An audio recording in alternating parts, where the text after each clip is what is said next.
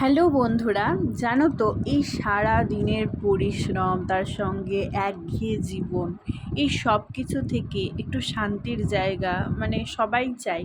তো আজকে সেই শান্তির জায়গাতেই যাব, মানে যেখানে গেলে একদম মন শান্তি হয়ে যায়, পুরো একটা মানে পিস পাওয়া যায়। তো সেরকম একটা জায়গায় আজকে যাব, দর্শমুণ্ড কালীর মাঠে, মানে ওই ভৈরবতলাতে বহরমপুরের যে ইসকন থেকে বেরোনো রথটা বেরোয়, সেখানে বলরাম, জগন্নাথ, সুভদ্রা মহারানী আসেন এবং 7 দিন থাকে। তো সেই জায়গাটায় আজকে চলে গেছিলাম। দেখো, এইবার না দুটো বাড়ির জগন্নাথ এসেছিল, মানে দুই রকম, বুঝতেই পারছো দেখে। প্রতিবার কিন্তু একটাই আসে, এইবারই দুটো এসেছিল। এখানে না শুধু শ্রী জগন্নাথ না, তার সাথে কৃষ্ণ এবং শ্রী প্রভুপাদেরও মূর্তি ছিল। আমরা না সন্ধ্যা আরতিটা দর্শন করতে পারিনি, আর সেই জন্য শয়ন আরতি যেটা হয় সেটা কিন্তু আমরা দেখেছিলাম। এখানে সব প্রভুরা দেখলেই যে জগন্নাথ দেবের আরতির জন্য জোগাড় করছিল।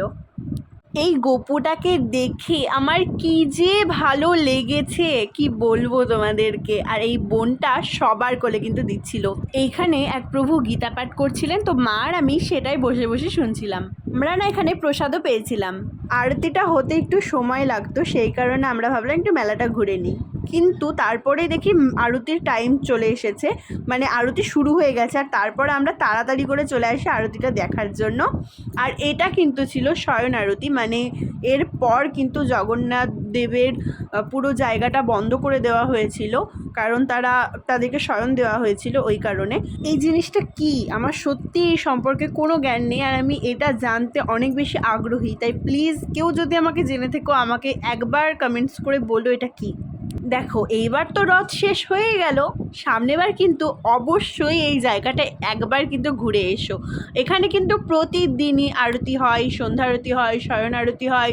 এই জায়গাটায় গেলে আমি তোমাদেরকে বলতে পারি একদম মন শান্ত হয়ে যাবে, এবং একটা আলাদাই মিস্ট্রিয়াস কিছু অনুভব করতে পারবে তোমরা। মানে একবার কিন্তু যেতে হবে সেটার জন্য, নাহলে কিন্তু বুঝতে পারবে না। আর কত ভক্ত দেখছো এখানে নৃত্য করছে, ভজন করছিল, আমরাও করছিলাম তার সাথে সাথে। তোমাদের সাথে দেখা হচ্ছে কিন্তু নেক্সট একটা ভ্লগে। আর আমাকে কিন্তু ফলো, সাবস্ক্রাইব করতে ভুলো না। টাটা।